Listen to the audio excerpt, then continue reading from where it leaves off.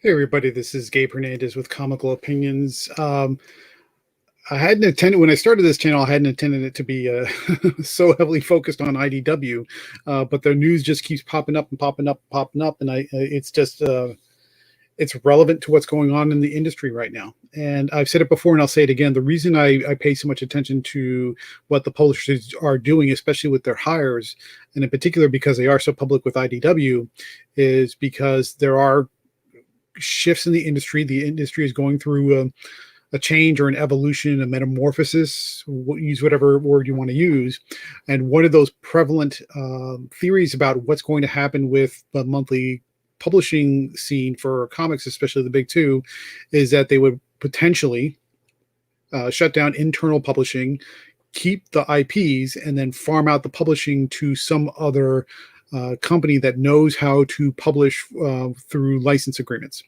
IDW probably tops that list for being so well known, and already they have an established relationship at the very least with Marvel, dipping their toe into that market.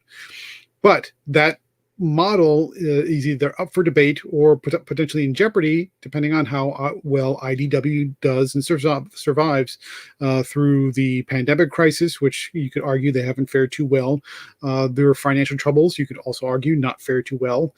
And we'll see how it goes next. Now, an announcement just came out in the last day or so about 3 new hires. I just want to step through these really quick, and the reason for the title of the video and their focus is all these hires, which are fairly high level in what they do and what their intent is within their roles in the company, are all very YA focused, developing entertainment, developing books, and everything for the YA market, not necessarily in the monthly comics publishing arena. So let's take a look at who they've got here. First off, they've hired Erica Turner as the new senior editor of original content. She will focus on acquiring and developing original IP for kids, middle grade, and young adult readers. So that's basically 7 to 12, somewhere in that range. Comes to IDW from Houghton Mifflin Harcourt. If you're not familiar with Houghton Mifflin Harcourt, they are also a publisher. They publish school textbooks, not entertainment stuff. It is basically books that are written geared for kids, but with educational material. It's the kind of textbooks that you get when you go to school. That's what they do. They publish textbooks for schools. Where she was most recently senior editor and was previously editorial project manager. And then there's a quote from her on this as well. IDW also added next 2 execs in its entertainment division, also focused on expanding content for kids, middle grade, and young adult. Again, we're talking about, say, 6 or 7 all the way up to 12-ish. Jeff Brustrom, and I apologize if I'm saying that incorrectly, has joined the division as Vice President for Kids, Family, and Animation. In that role, he will manage the development and production of live action and animated projects based on graphic novels, prose, and other source material. Now, again, they're talking about developing entertainment like video, probably for streaming, probably for network television, or maybe cable network television. But their primary sources through graphic novels, prose, and other source material. Not really focusing here on this description for material based on traditional comics properties like Transformers, like G.I. Joe, like any number of the more superhero-ish robot sci-fi adventure action stuff. It's none of that. They're focusing on things that are probably more focused on that young adult and kid arena.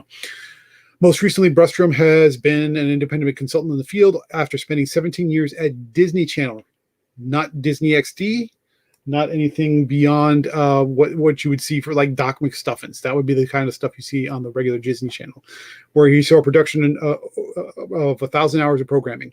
And then you have Daniel Kendrick, who's joined the entertainment division as director of animation, overseeing development and production of animated series. Kendrick spent 6 years at Los Angeles production company. Chatron as literary manager, development executive. Has been on a hiring binge recently, restocking its management ranks and strengthening its team in areas where it wants to expand. Right. So we've covered a number of those hiring announcements, and in almost every case, there's definitely a bent towards entertainment development of existing IPs that they have license for, and acquiring IPs, but most of those IPs are being acquired in that young adult to kid range, and it's all focused on developing those entertainment realms for the young adult and kid range. So let's take a look at how the IDW stock is doing these days. It's up a teeny bit, probably based on that announcement.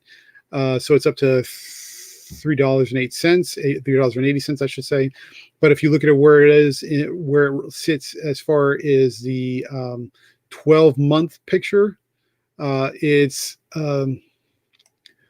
less than a quarter of what it was a year ago. And if you go out to the 18-month, much less so. I mean, compared to where you were, say, 18 months ago, the IDW stock is barely worth the paper it's printed on. That's not to rag on IDW, just whatever moves they've been making.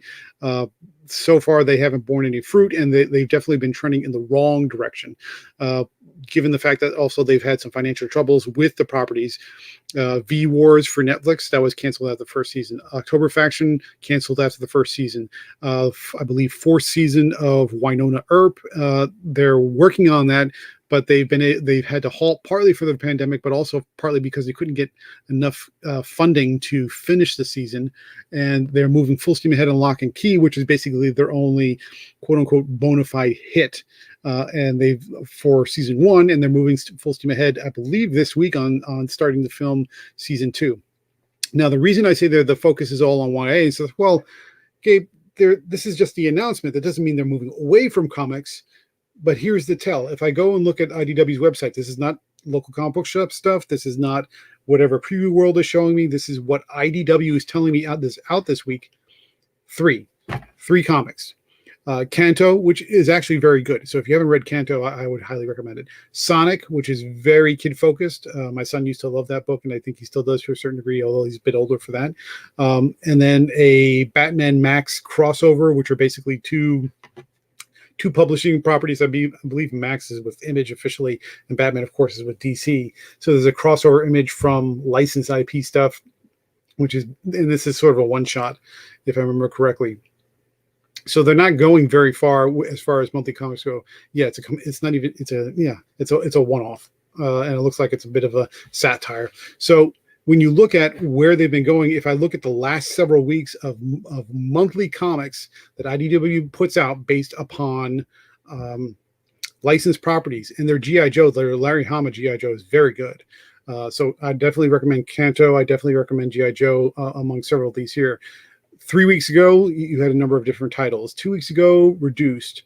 Last week, a number of different titles, but several of these are one-off sort of graphic novel stuff.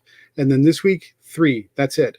What you see in the course of the announcements over the last, say, 4 to 6 weeks is they're beefing up their hiring practices to bring on people that are focusing on entertainment expansion into video, into alternate forms of media that are not monthly comics. The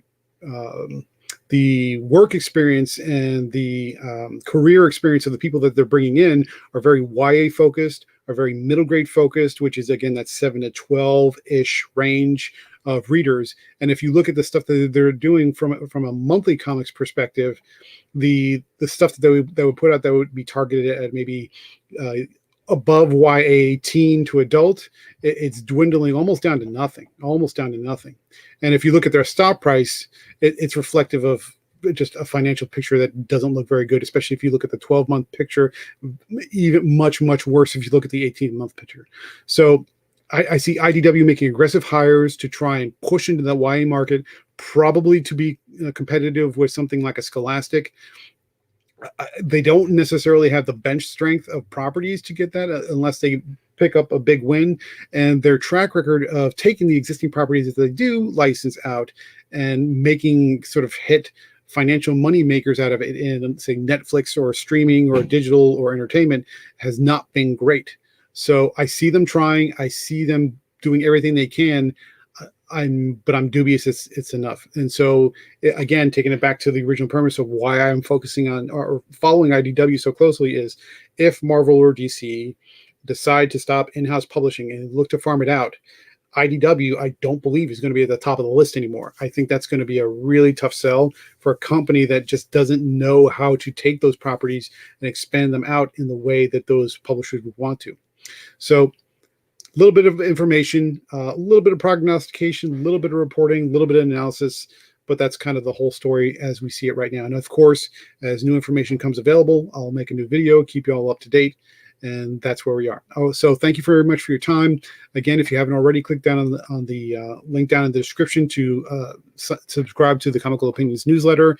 Try to put out a more in-depth article on a topic of interest throughout the course of the week. It's completely free, and subscribers will be eligible for benefits in the near future. But you can only get them if you subscribe. It's completely free. And let me know what you think of this video. If you liked it, if you didn't like it, please give me that thumbs up or a thumbs down if you prefer, but please rate it. Please give me your comments. Let me know how you think this channel is doing, how this video has helped you or informed you. I know it's a bit dry information, but I think it's meaningful information and something to kind of keep you up to date on what's going on.